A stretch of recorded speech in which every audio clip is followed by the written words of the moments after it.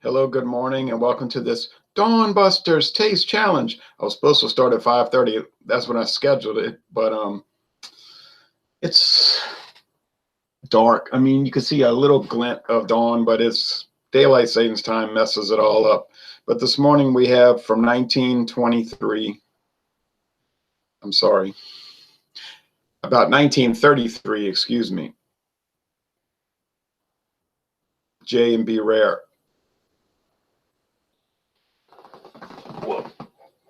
Yeah, I know the company's from the 1700s, 1749, I think they say.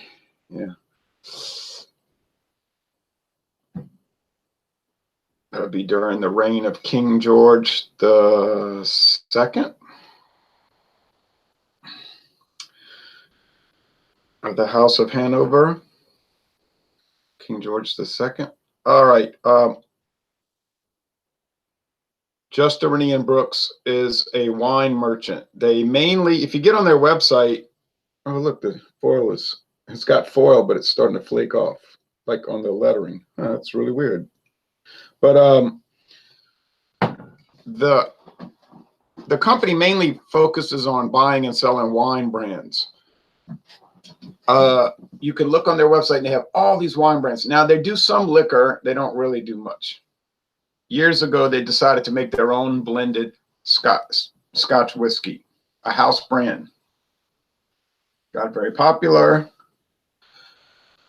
and there it is today, Justerini and Brooks. There's other variants. There's the J&B with a honeybee, honey flavored. There's some not listed on the website, but some expensive expressions, be like $200 a bottle, age, long time, but you can't find those too easily, and I haven't seen them around here. Fernand Gauthier says, cheers with a martini glass. Jeremy says, good morning, Ronald. Good morning to you, Jeremy. Thanks for watching. It was bought out by Diageo, another big brand holder and producer. But so J&B, they really pay other people to make their products, which is not an unusual practice. It's common. There are companies that make a lot of liquor or beer, but they don't really have their own brands. They just produce it for other people. They're like a production facility. And it might be some name that you never heard of in a location you're not aware of or familiar with, and they don't do tours or anything like that. It's just be interesting, probably be more interesting than those showcase tours. Like if you go to Jack Daniel's, one of these public relations tours. So anyway, J&B, it says by royal appointment to their majesties, and they list all the kings and queens. George III, George IV, William IV, Queen Victoria, Edward VII, George V. They don't say Edward VIII because he got bounced. You know what I mean? He was forced to abdicate, so they'll say His Royal Highness the Prince of Wales. They don't list him as the king. Kind of an aborted reign. And then George VI and Queen Elizabeth II. But that was really not this brand. It's really confusing. It's not this brand of Scotch whiskey. It's really just that the company is a supplier to the royal family or whatever products they want. Okay, anyway, this would be about $20 a bottle.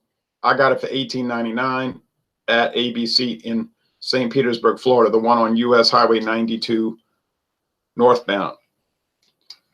And I told my father, can we go over there? He's like, yeah, I don't care. And he was sitting in the truck doing whatever, reading or something. And I said, you want to come in and look around? No. He said, no. And I said, you ever heard of this whiskey? He said, yeah, of course.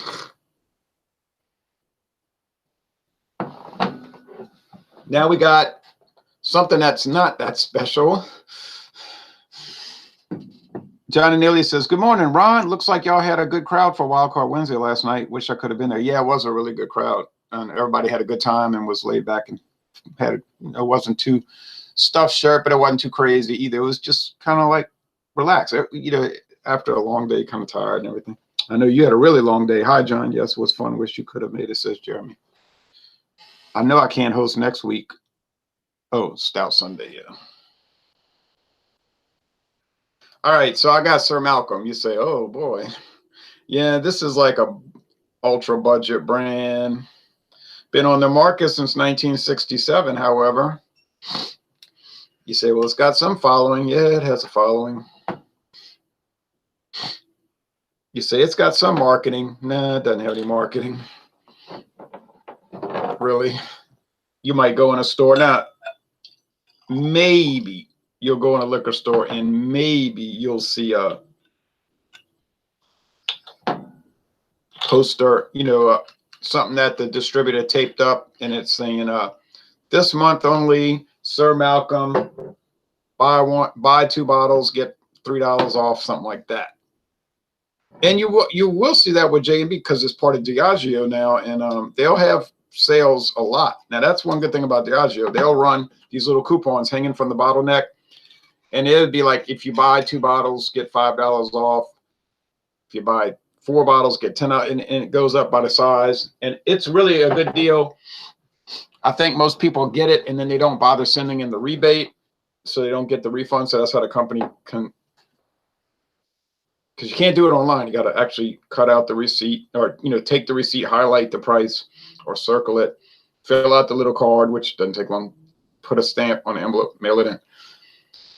It says allow 6 to 8 weeks for refund, but my experience, it comes in 14 days or less. And it comes in fast because they're probably not getting too many things to process. But anyway, I've benefited from that Diageo rebate program a number of times. And if you could take 5 minutes, which some people have no kind of patience, you know what I mean? No kind of attention span, they won't do it. But if you could get $10 back. You don't want to, you don't think that's worth it, earning $10 in 5 minutes? I think it's worth it. Minus the stamp, so $9.50. Okay, well. I think you can, I don't know if you can see. I got the light shining through the whiskey at me. The J&B is lighter. Has a little bit of that green. They were talking about that last night. William Kepler was talking about that with Budweiser. He said Anheuser-Busch in general. I don't know about that. I know about Budweiser has that greenish tint. And I've been saying that for years. He said you could clearly see it. It's like a lime green. And I was like, right. He was kind of ribbing me for that catastrophic Budweiser versus Busch taste challenge. I had to laugh at myself.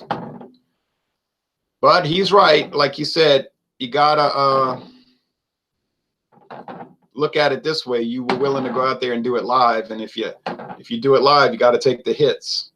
A lot of people are not going to do it. I'm not bragging on me. I'm just saying. I'm just establishing a defense.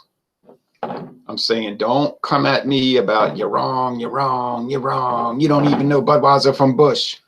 My defense is, where's your video taste challenges? Oh, I can't do that. Oh, why not? It's YouTube. Anybody can get on it, make an account. Oh, I have an important job. I cannot be seen drinking alcohol on the internet. Oh, but you can go around bothering everybody. Oh, okay. Well, you could wear a mask. Do like Ruku. Maybe Ruku works for MI5. Maybe Ruku is the undersecretary or vice minister of foreign affairs in Great Britain. He might be in the House of Lords. I don't know. He wears a mask. He doesn't want people to know who he is. He has an alias name, Ruku. Does that bother me? No. You know why? Because he doesn't bother people. He does his channel. He gives his reviews. He's not out there following people around. Well, you did this and you did that. And he's out there doing it. He'll do the challenges. He'll do the assessments. So there's a difference, see? Anyway, enough ranting. But I'm saying, show your face, don't show your face, use your real name, use an alias, whatever. I don't know. It's up to you. Monetize your channel, don't monetize it. Whatever the case. But do the blind taste test. If if you want to. I'm saying if you want to, you might say, well, I don't feel like doing a blind taste test. Okay. But I'm saying don't go after somebody for doing one, but you ain't going to do it. It's like somebody fat sitting on their couch eating chips all day. Somebody, you need to exercise. Yeah, you might need to as well. But all right. Uh-oh.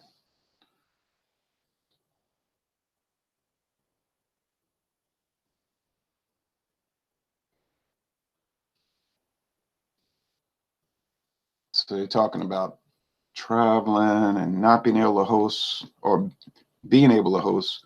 Never had a bush even worth buying when there's other macros. Bush is definitely worth buying. It's light.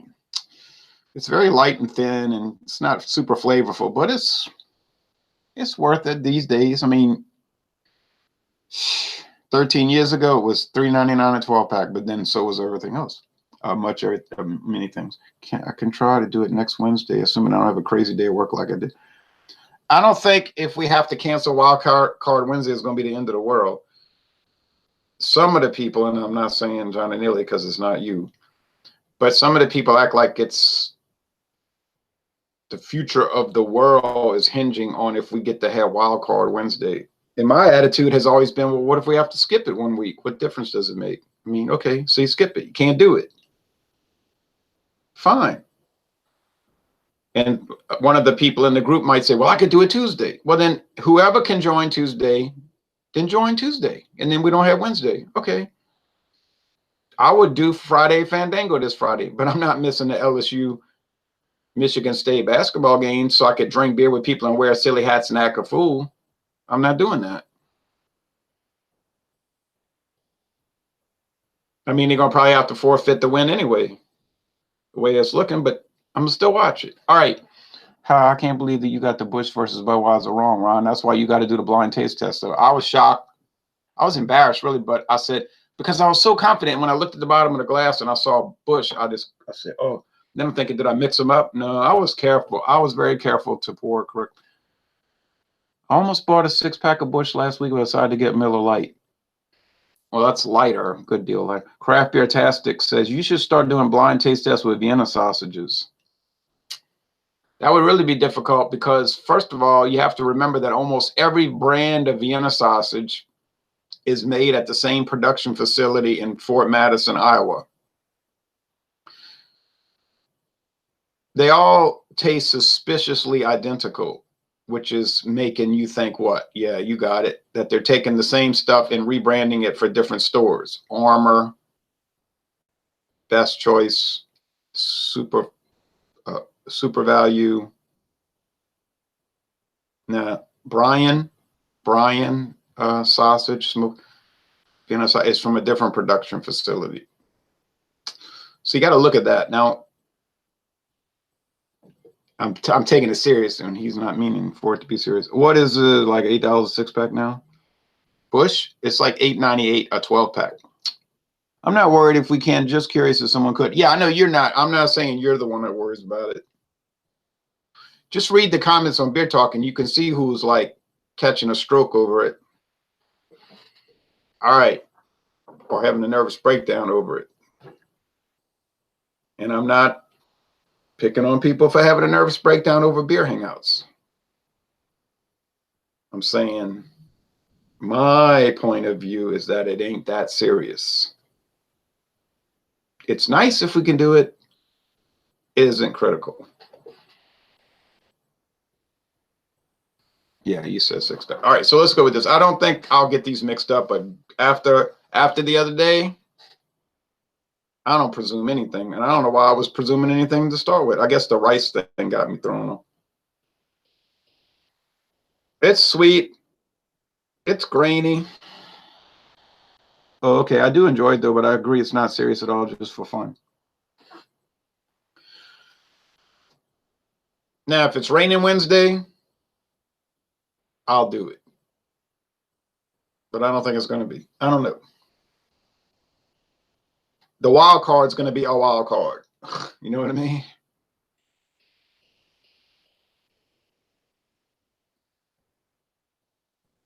Uh,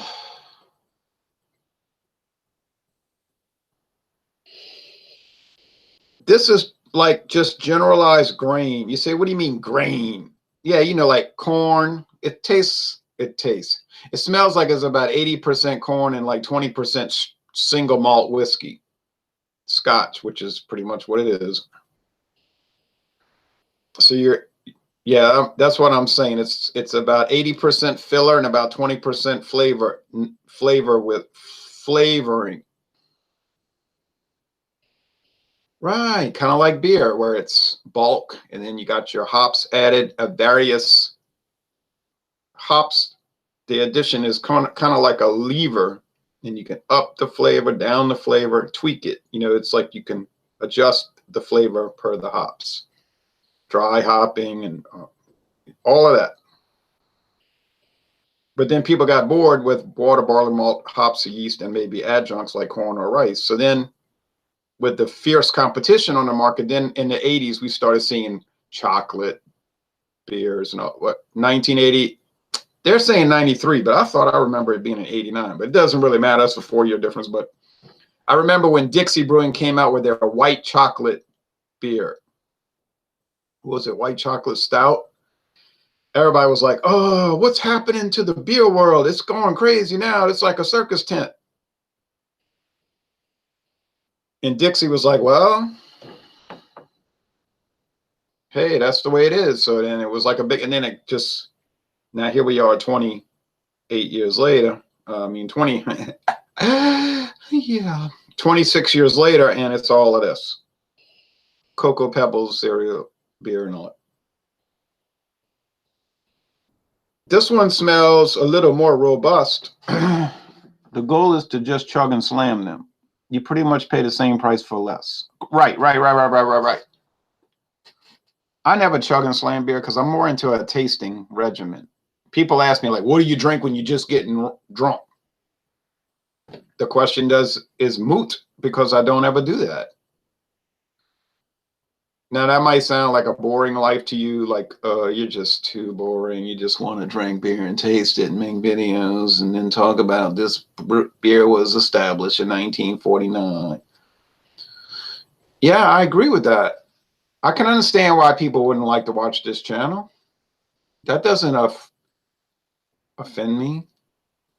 If someone said your channel's boring because all you want to do is talk about who invented the product or developed the product, the ingredients, the flavor, the evaluation. Okay, that's fine. I can understand, you know, it's not exciting. I'm not up here talking about, you know, hey, YouTube, how's it going, guys? And doing all that. But that's me. I don't want to be fake. Maybe my personality is boring. I like it, but I have to live with it. You know what I'm saying? To me, it's interesting. You might think, oh, yeah, that's really exciting. Reading, uh, sitting there reading for 2 hours about submarine warfare in the Gulf of Mexico during World War II. Wow, that's really, but that's me. I don't indicate your intricacies. All right. Oh, I could just smell these, but I'm not. Here's a taste challenge.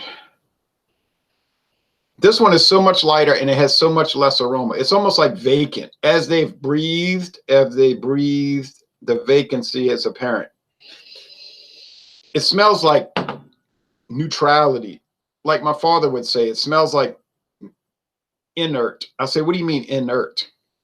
He says, you know, like inert gas, like it has no positive or negative, no high or low. It's just a neutral, or it's there, but it has no character. Now this one has some, but it's dissipating. You know, if you let them breathe, it'll clear out. That's why skunked beer, if you let them breathe and you swish them, that'll go away. Whoo. But this one still has a little more. But I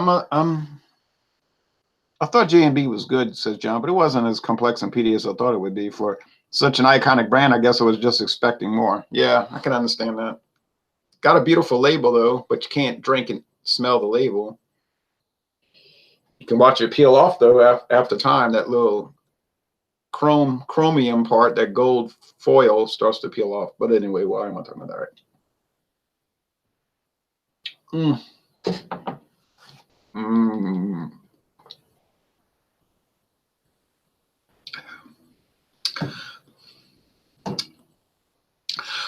Oh, wow, that hurts. So see, when you start getting that pain and you realize you're getting no gain, you start thinking this is Sir Malcolm.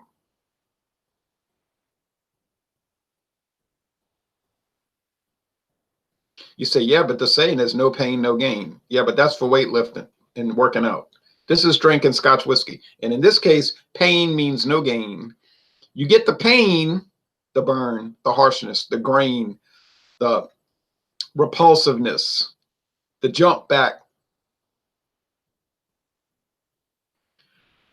Hi, a mouthful of grain. It's like chewing on stark, screaming grain. It like it shouts, rough, it barks. Really, it's like a dog going rough.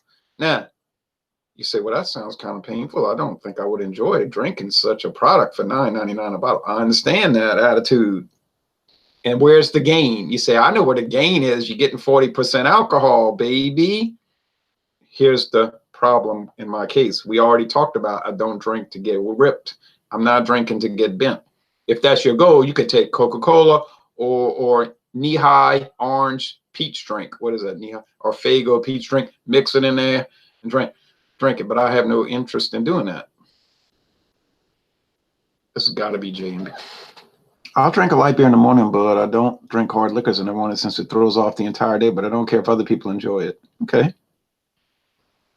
Sounds reasonable, I guess. Jeremy says, yeah, I like that idea. You don't care what other people do because you're doing your thing and they're doing their thing. You always do a great job, Ronald. Don't worry about people who criticize you. If you do anything worth doing in life, the sideline people will always be quick to point out what you're doing wrong. Yes, that's true. And I appreciate your support. I don't really worry about it. I just find it's comical what they're saying. You know what I mean? Like, so they're commenting on me and I'm commenting on them commenting on me. You know what I'm saying? Like, you're making a commentary about the commentary.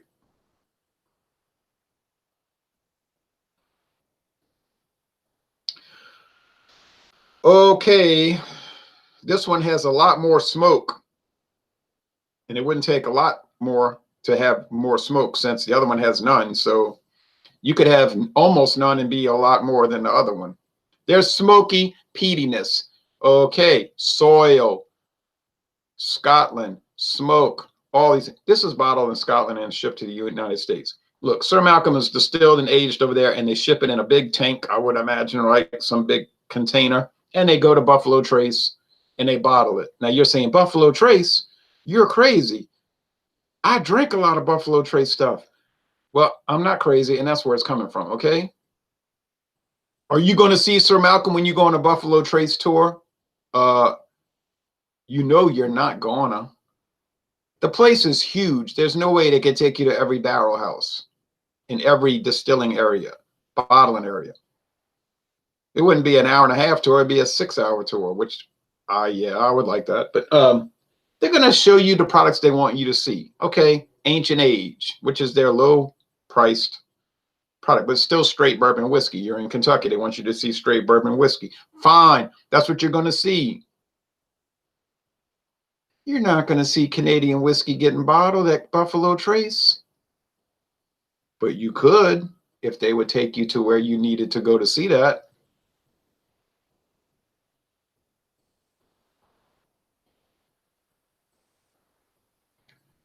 It's like when I went to Anheuser-Busch, what did I see? Bud Ice being bottled and Budweiser being brewed and Bud Light being aged. You say, what about King Cobra? Yeah, you're not going to see that.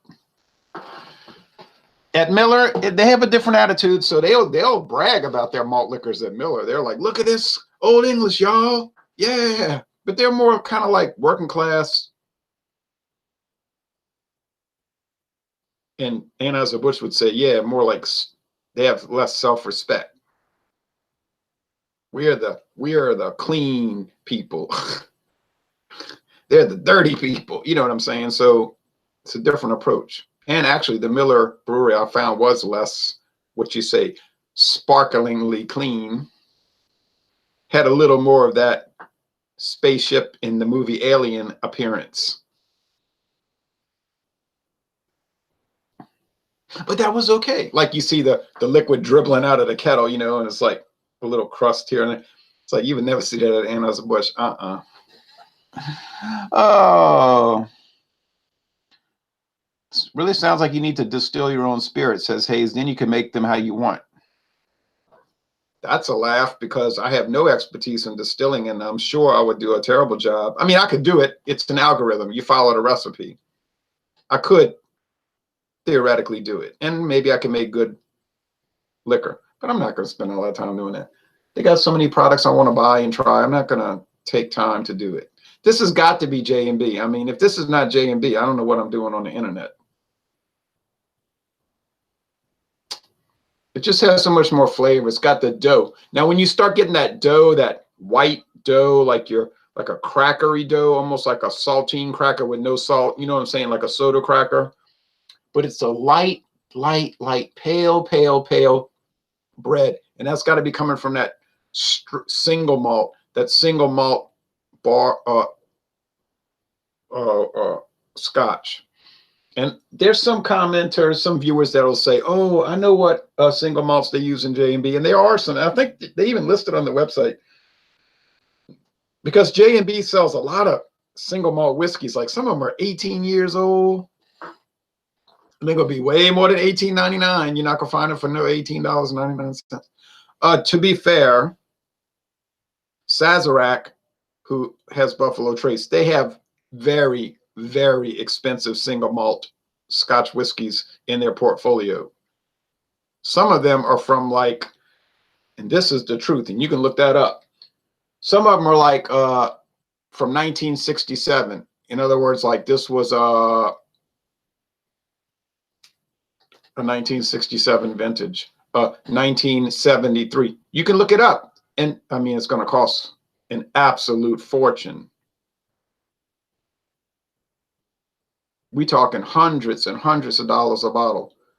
But your attitude might be, yeah, but if you want to play, you got to pay. That's right. You want to pay $9.99 for a bottle of scotch? That's what you're going to get. Generally, you want to have the best, and you got to buy the best. I mean, this is not complicated. Maxwell says, "Hi, Ron. A lot of people would call a homemade product superior to a mass-produced product, but it's hard to tell what would happen, honestly." I had some home brews that were very good. I've never had homemade liquor, but I had these two liqueurs that this guy made, the strawberry and the lemon. I dumped out the wine. That tastes like a bottle of sugar. And these are starting to have that. I mean, it's like, I don't want to drink this. Yeah, the fresh strawberries are good. The fresh lemon wedges are good. But why? I told the guy, Eddie, who brought me the stuff. I said, why did Chinese have to add all that sugar? Like, what is going on around here? Why everybody has to add sugar to everything? And this is common in this place where I live. I want to add this. We making spaghetti and meatballs, like dumping in the sugar. I'm like, golly, man. I got to watch my diabetes. I'm like, I wonder how you got that. The sugar consumption is strange. All right, probably common everywhere, I guess. This has got to be J&B. I'm calling it. If this is Sir Malcolm, it can't be, because let me take another taste of this stuff. Oh, ha! Yikes! That is so harsh. You say, what about the smoke? What about the peat? Yeah, what about it? It don't exist. This is harsh, straightforward grain alcohol, like just like bread crust, something. I don't know. It's like, I mean, it doesn't taste like Diesel or Everclear. I noticed that Rouse's had Everclear on the wine shelf, but then they got their spirits behind the counter. I'm like, why do you have Everclear with the wine? They probably don't realize it's 100%, nearly 100% pure alcohol. It's like, that's funny that they have it on the shelf where you could just walk by and put it in your shopping basket like a box of Hershey's, you know, a box of Hershey's candy. No liquor should be sugary, Everclear level. Oh, yeah. I mean, this stuff here is like Booze City. Oh, it's not terrible, but it ain't too good. I don't. Oh, when you start putting these things in taste challenges and competition, it'll really get crazy. Oh man, you say that's hooch. You drinking hooch? Well, and it's funny, Sir Malcolm Royal Club. Yeah, what Royal Club would have that? Sugars and everything are not good for you in the amounts typical Americans consume. High fructose corn syrup, haha. Yeah, that too. But these people here, to use that pure cane sugar. See, well, I'm surrounded by sugar cane fields. I don't know if that means anything, but there's these huge sugar refineries. But I'm not gonna drink a bottle of sugar, a mason jar full of sugar. I'm just it like, and if you drip it on the side of the mason jar, you come back later, it's crusted, it's like crystallized. I'm like, I don't want to drink this. I'm sorry, Chinese, but look, if Eddie wanted it, he would have what? Drank it, right? He wouldn't have. I said, what made you so generous? I mean, he wanted me to try it. I'm not saying he wasn't. I said, but I know the real answer. I said, you just didn't want to drink it. He had to laugh because he knew it was true. Sodium is a lot more hidden. Honestly, I'm more worried about sodium on a daily basis since I know how to avoid sugars. Well, yeah, all right. We don't want to go overboard with all that health nut stuff. You know, we don't want to worship the creation more than the creator. You know what I mean? After all, we're not ancient Greeks. J&B. Thank you. This one was so obvious, it was like a laugh. It was laughable. I predicted that. There has J&B is not that peaty. It's not that smoky. It's not that intricate. It isn't. Okay. But compared to Sir Malcolm, it is. You know, it's all in a relative basis, a comparative way of looking at it. So J&B, you could actually drink it on purpose and not try to make up stories about why you know what I mean? Like not try to pretend it's good. You don't have to convince yourself. J&B literally is a good product. It ain't great. It's not world class, but it's pretty dang good. Sir Malcolm, it's fun. You know what I mean? Like it's kind of like Godzilla versus Megalon. You know what I mean? Like you just say, oh, come on, man.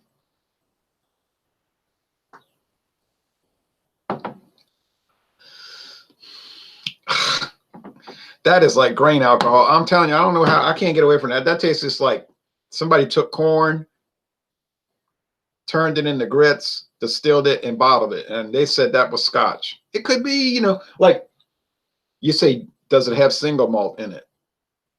Look, I don't know what the requirements are in Scotland. In America, it has to be at least 20% straight bourbon. So if you make a blended whiskey, you say, oh, no, those can be dreadful. Yes, I agree.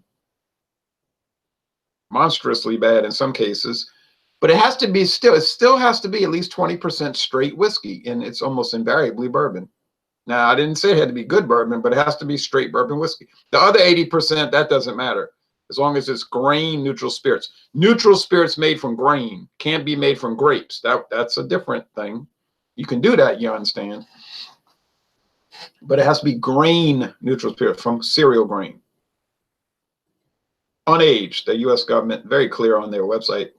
But Scotch, I don't know. Does it have to be at least 20% single malt? I don't know. Maybe there's no requirement. Maybe it could be just a blend of column still Scotch whiskey, or which is essentially grain neutral spirits. You know what I mean? This tastes like that. This is legally Scotch. Legally, in a technical sense, this is Scotch whiskey. But if you told somebody, hey, you want to try Scotch?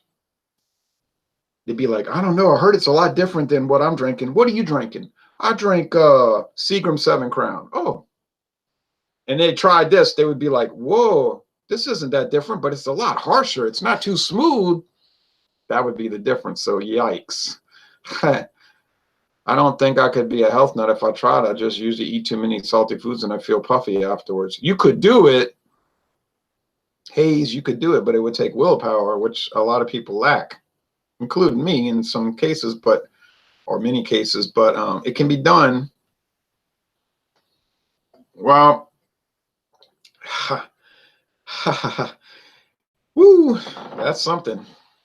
does have a little sweetness to it. Like, I don't know. You say, should I even buy Sir Malcolm? You've watched the videos. You hear me ripping and ranting and raving about it, talking dog on it. I mean, now, my friend Stanley,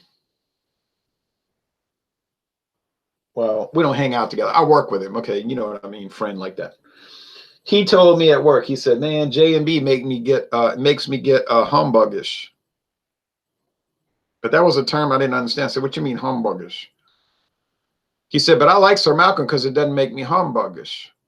He used to drink Sir Malcolm and not J&B. I said, well, why would it? What do you mean? He said, well, if I drank J&B, it make me humbuggish, meaning I want to fight somebody. I said, what? He says, this is him talking. He said, I see you cringe every time you drink that. Yeah, you got to cringe. He said, every time he drank J&B, he'd be wanting to fight somebody. I said, well, want to fight somebody? He said, yeah, I'd be looking to fight somebody. And I was like, Stanley, that's probably not a good thing to do. He said, yeah, but when I drank Sir Malcolm, it didn't make me humbuggish. Now I think I know why. Because it's such a battle to drink it itself. You know what I'm saying? It's such a battle just to drink Sir Malcolm that you wouldn't want to fight somebody because you're fighting your own. You know what I'm saying? You're at war with yourself anyway. So it will wear you out. You wouldn't have the inner desire to fight anybody because you've already been defeated. You've gotten beaten. You've been beaten. You've been beat up. But J&B is sort of smooth and pleasant and all. And then maybe you have a bad attitude anyway. So you start drinking it and you get alcohol in your system and you're like, what happened? What'd you say, bro? You know, and all of that.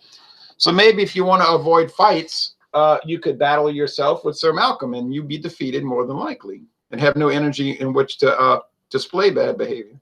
Sir Malcolm wants to kill you in the battlefield, says Hayes. It will kill you. Not necessarily just figuratively. Jeremy says, crying and laughing. Canada Dry Hand said, I ordered a scotch at a bar the other day and they served it in a big glass with ice and a straw. Wow, it's probably Sir Malcolm. I showed this to my friend David. He's a veteran drinker, you know. He said, oh, yeah, that's a bar scotch. And that's got to be the answer because, but you see, that's the funny thing about going to a bar now. You say, give me a scotch and water or whatever. They're not going to grab Johnny Walker Blue Label. They're not even going to grab Johnny Walker Red Label. They're grabbing Sir Malcolm, and you're going to pay $8 for that.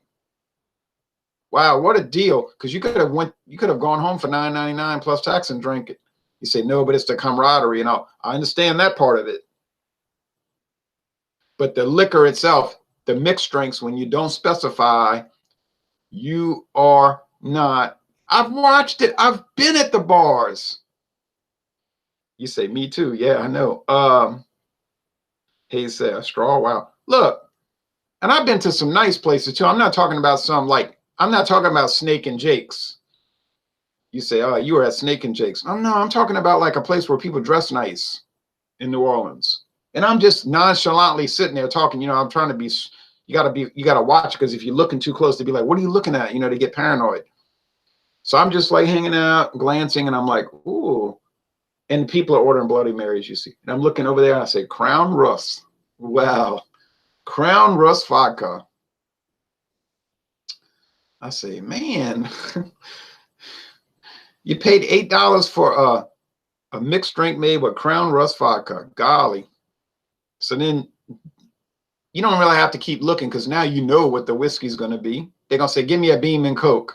Oh, you're going to get a Beam and Coke. There's only one little problem. It's going to be Beam's 8-star. You say, woof. Yeah, right. They didn't lie. You could buy a jug bottle of Beam's 8-star for $16.99. Oh my word! And you say, I got some bourbon. Yeah, and it was McCormick. Yeah, baby. It was Fleischmann's. Yeah, baby. You say, I drank some brandy. Yeah, it was some good brandy too. It was that Pierre Duchesne. They are grabbing the cheapest one they can get their hands on unless you request a certain one. That's right. And then it ain't going to be $8, is it? It was Glenfiddich 12, though. Yeah, well.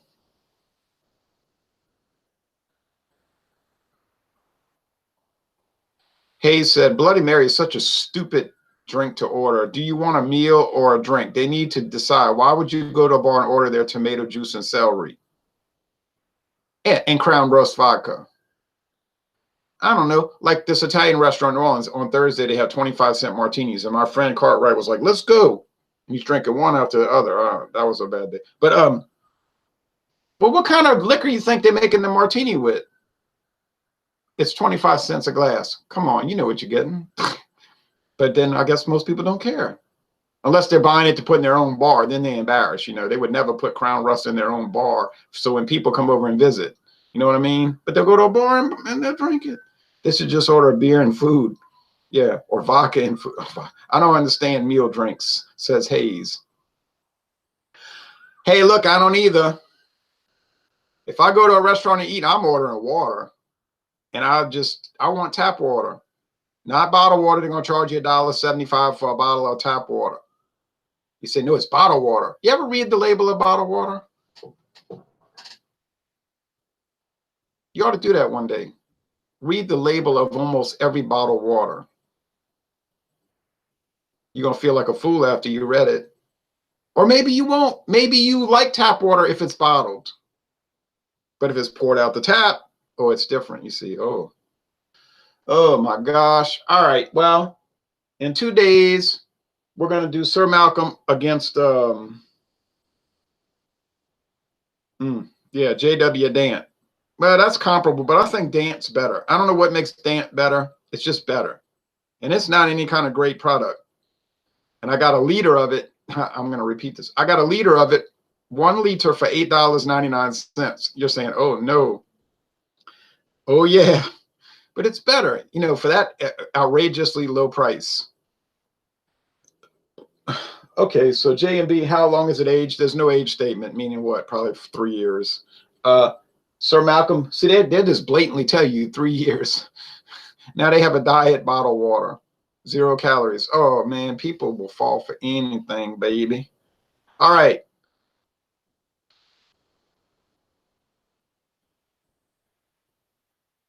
And then people on Facebook say, you got to stand for something before you fall for everything. And I'm like, yeah, but what if you're standing for something stupid? All right, thanks for watching this video production.